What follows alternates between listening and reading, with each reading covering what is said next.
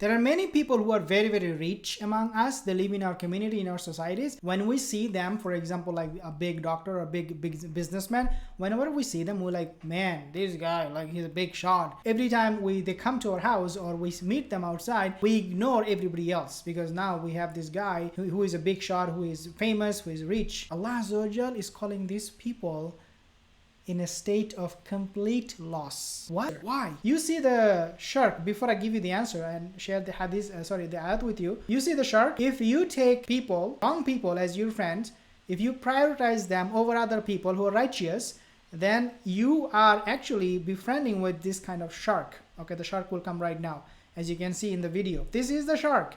Wallahi, you are making friends with sharks, nothing but sharks.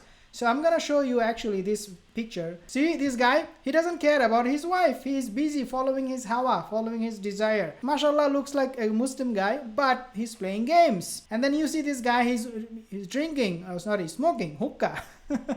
And MashaAllah, looks like a Muslim again, but he is smoking. Then you have this guy busy with dunya, music, and he is enjoying himself. And he doesn't care about the akhirah. I mean, just giving you an example. Like we have these kind of people among us who can be very religious sometimes outwardly, or most of the time, in most cases, we'll find these people are really not religious. They don't really care. But because of their high status, we almost like worship them. Like we honor them, we show them so much respect. And the person who is righteous, we kind of like brush them off. Man, come later. Okay, I'm busy with this guy. So Allah is always calling these people like big shots in a state of loss. Okay, wakana amruhu furuta, and their state affairs has been complete loss. So what is the story? There was six sahaba. They were sitting with Rasulullah sallallahu alaihi wasallam, Sa'd ibn Abi Waqqas, Bilal ibn Rabah, and I think there was Abdullah ibn Mas'ud radiallahu anhu. So they were sitting, 6 men. The Quraysh, the pagan, they came to Rasulullah sallallahu alaihi wasallam, the mushrik, and they said to Rasulullah sallallahu alaihi wasallam, you know what? Get rid of these 6 men. We don't want you to offend us by having these people around us. See, they are offended that these poor people, who doesn't have any status in the sense of money and wealth and power, whatnot. They said, get rid of them. We do not want to sit among them. It's offensive. Allah Azza wa Jal, He revealed a ayat to Rasulullah sallallahu alaihi wasallam, telling, "Wasbir nafsaka," and have patience with yourself with those people who worship Allah, who call upon Allah Azza wa Jal in the evening and also at night and in the morning. They are the one who call upon Allah Azza wa Jal all the time. Allah Azza wa Jal is saying to Rasulullah sallallahu alaihi wasallam, have patience with yourself. Do not do that. Do not kick them out. They are very, very important to me. They are very, very precious in my eyes.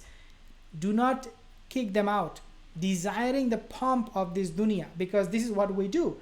When we see someone who is, very, very rich, we go like, man, this guy, like, I can get a lot of money from him. Like, I can ask him for help because he has so much money, or somebody's powerful. If I go to him, I can get my things done. So I should go with him. Allah Azza wa Jalla is saying, no, don't do that.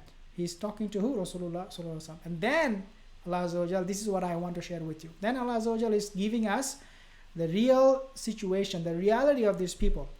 Allah Azza wa Jalla, He said, وَلَا تُطِعْ مَنْ أَغْفَلْنَا قَلْبَهُ عَنْ ذِكْرِنَا وَاتَّبَعَ هَوَاهُ وَكَانَ أَمْرُهُ فُرُطًا. Allah Azza wa Jalla is saying that وَلَا تُطِعْ مَنْ, do not follow those who follow their desires, okay, and they are away from the from the remembrance of Allah. And what they do is that their actions, all the time doing business and doing this and doing that. Allah Azza wa Jalla is saying, وَكَانَ أَمْرُهُ فُرُطًا. Their affairs has been in complete loss. In other words, dear brothers and sisters, you might see a lot of the time when you are socializing with people, even if you invite some friends to your house, right? And you invite all kind of people. Let's say you have a wedding or a marriage ceremony or something like that, or some people even do birthday.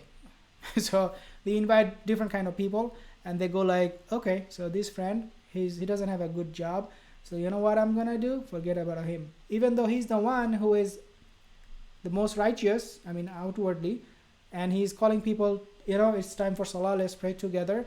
But you don't really want to talk to him. You want to talk to who? Your other friend who has a good job, who just drove in a Mercedes Benz or a Ferrari or a Lamborghini or something like very expensive, you want to go with him, you want to go and talk and spend most of your time because you think he is more knowledgeable, he's more advanced, he has more idea about the dunya, and he can benefit you more than the guy who is sitting in the corner just waiting for Maghrib Salah, Maghrib prayer.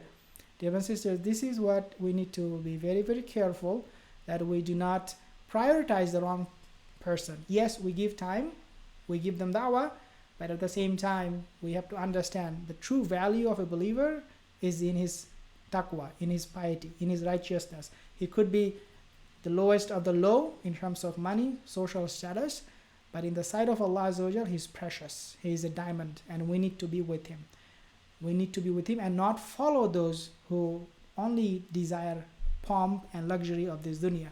Jazakallah khair. Assalamu alaikum wa rahmatullahi wa barakatuh.